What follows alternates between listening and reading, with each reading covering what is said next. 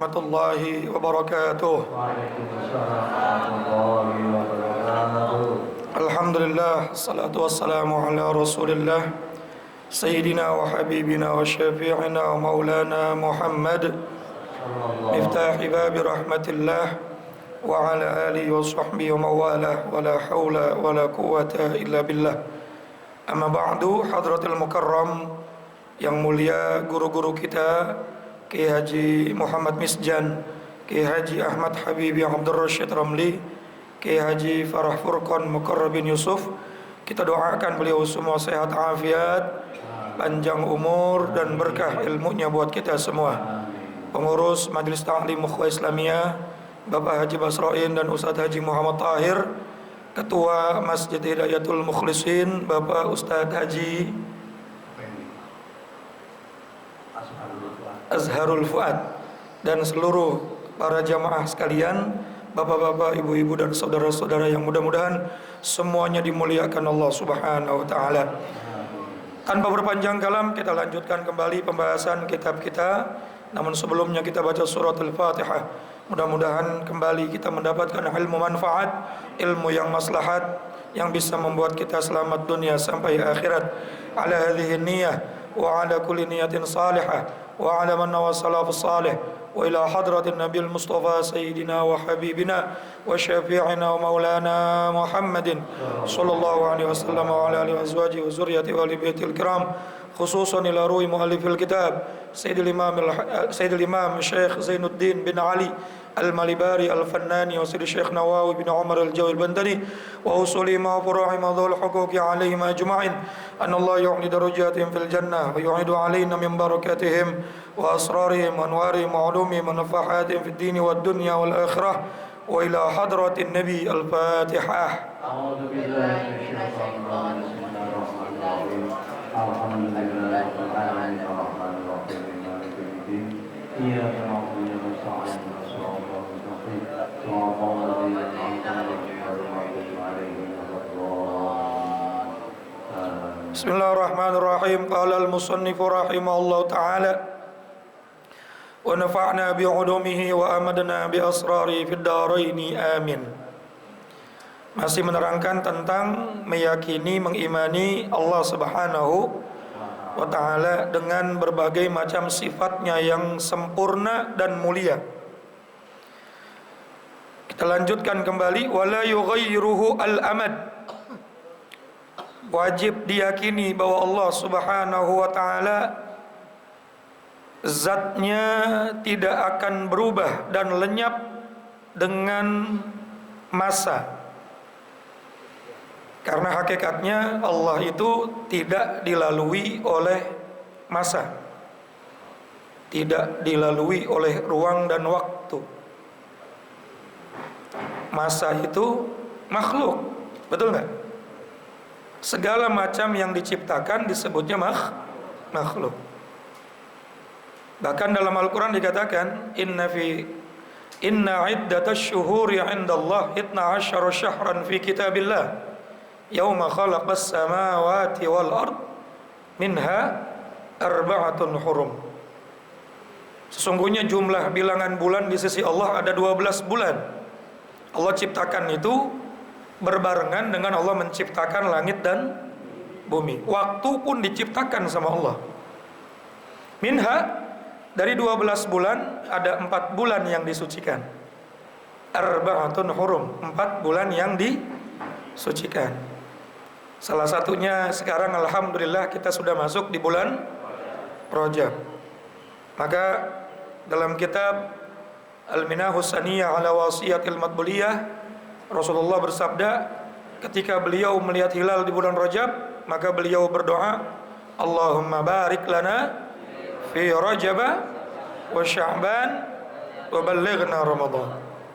Ya Allah, berikanlah keberkahan kepada kami di bulan Rajab dan di bulan Sya'ban, serta sampaikan umur kami kepada bulan Ramadan. Nanti kita baca itu ya, doa bulan Rajab.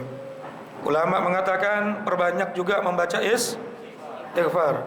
Istighfarnya Rajab, Rabbighfirli warhamni wa tub alayya. Berapa kali? 70 kali. Atau baca Sayyidul Istighfar, Allahumma anta rabbi la ilaha illa anta khalaqtani wa ana 'abduka, sampai terakhir Sayyidul Istighfar. Minimal 3 kali. Atau kalau nggak hafal, banyakin istighfar di bulan Rajab. Persiapan menyambut bulan Ramadan dari bulan Rajab. Ulama mengatakan Rajab bulan menanam, Sya'ban bulan menyiram, Ramadan bulan memanen. Bagaimana orang mau manen sesuatu yang nggak dia tanam? Betul nggak? Ada orang yang sekarang pengen nanti Ramadan full puasanya, pengen Ramadan full terawihnya, pengen Ramadan full baca Qur'annya, pengen Ramadan tidak berbuat maksiat. Tapi dia nggak mulai dari sekarang. Yang ada Ramadan kayak tahun-tahun yang lalu tuh, awalnya doang. Kayak orang mau bertanding main bola di JIS, tapi tiap hari nggak pernah latihan. Tiba-tiba langsung turun ke lapangan. Kira-kira bisa selesai nggak? Baru 5 menit langsung pingsan bisa-bisa tuh. Karena nggak berlatih, nggak terbiasa.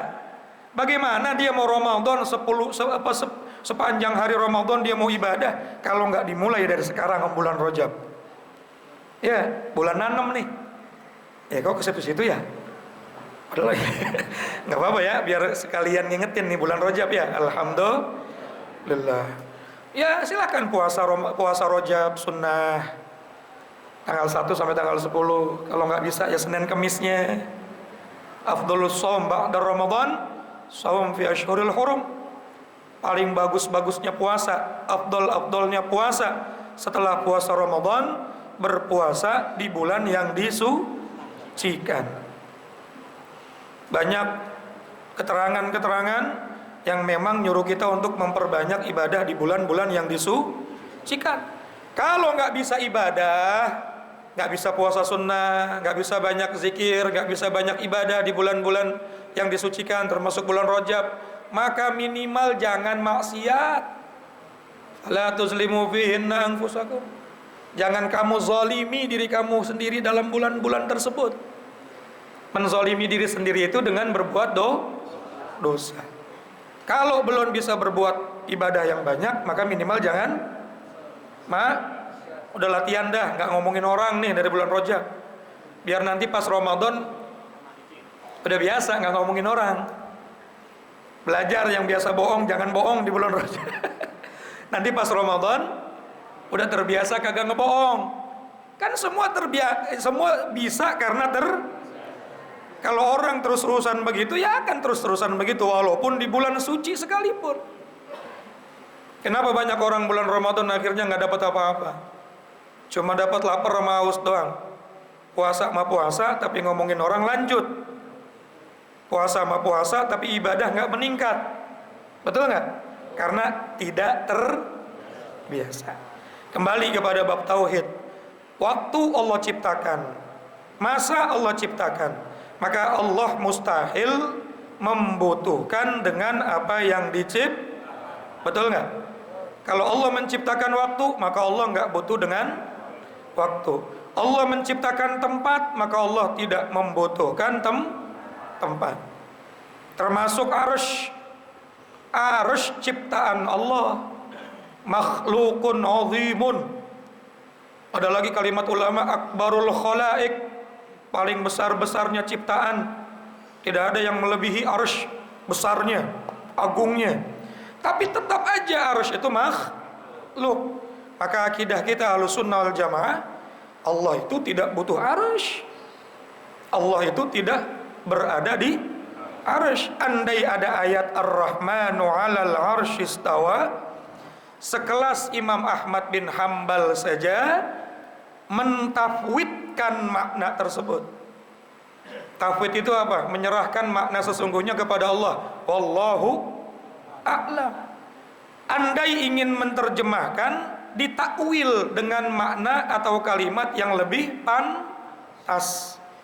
Ala bukan di atas, tapi Allah yang meliputi, Allah yang menciptakan, Allah yang menguasai, itu kan lebih pantas. Betul nggak kira-kira? Daripada salah menerjemahkan, nanti malah betul nggak? Karena di dalam Al-Quran ayatnya nggak semuanya muhkamat, tapi ada ayat mutasyabihat. Alif lam mim aja nggak ada ulama berani nerjemahin tuh. Betul. Alif lam mim saja, alif lam ro ha mim kaf ha ya ain shad, pasti dalam tafsir wallahu a'lamu bi muradih. Allah yang maha tahu maksud daripada kalimat itu. Artinya ulama ngeri menerjemahkan sesuatu kalau salah. Termasuk ayat-ayat yang berkaitan dengan sifat Allah.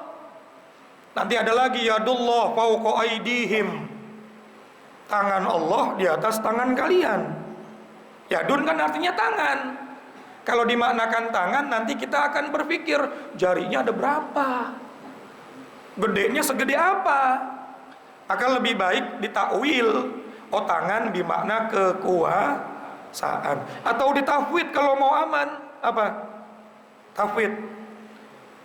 Nggak ada yang tahu lebih makna sesungguhnya kecuali hanya Allah. Itu lebih hati-hati, jangan serampangan. Khawatir nanti akhirnya manusia berpikiran Allah seperti karena akan ada pertentangan dengan ayat yang lain. Apa ayat yang lain? Laisa kamitslihi syai'un. Tidak sama sedikit pun, jangankan sama, serupa pun tidak, jangankan serupa, mirip pun tidak. Syai'un, dengan apapun yang Allah ciptakan, baik zatnya, baik sifatnya, ataupun nggak ada yang sama, nggak ada yang serupa, dan nggak ada yang mirip. Kalau dikatakan tangan, sama nggak? Sama nggak kalau dikatakan tangan? Sama. Berarti bertentangan dengan laisa kamitslihi syai'un. Kalau dikatakan di atas, sama nggak? Sama. Atau serupa atau mirip. Makhluk ada kalimat atas, ada kalimat bawah, ada kalimat kanan, kalimat kiri, depan dan belakang.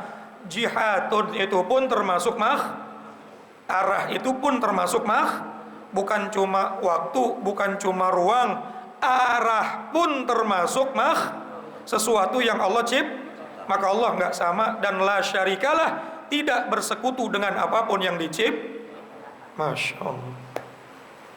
Jelas Pak? Ustaz, tapi kan ini bulan Rajab pada Isra Mi'raj. Nabi Muhammad di Isra dan di Mi'rajkan sampai ke langit ke-7, sampai ke Sidratul Muntaha, lalu bertemu dengan zatnya Allah. Kan ke atas, Ustaz. Berarti Allah di atas dong. Waduh. Betul nggak? Maka urusan Allah ingin mengangkat derajat makhluknya, hambanya, yaitu baginda Nabi Muhammad, sampai ke langit ke-7, sampai ke Sidratul Muntaha, ingin menunjukkan kepada semua makhluk, inilah hambaku yang paling tinggi magom, sampai Jibril pun tidak sampai ke Sidratul Muntaha. Dulu ada Nabi yang paling mulia, namanya Nabi Ibrahim, cuma sampai langit ke-7, sementara Nabi Muhammad tembus sampai ke Sidratul Muntaha. Lalu di situ Allah memperkenankan memberikan wahyu secara langsung kepada Nabi Muhammad SAW tanpa perantara malaikat Jibril. Bukan berarti Allah ada di Sidratul Muntaha.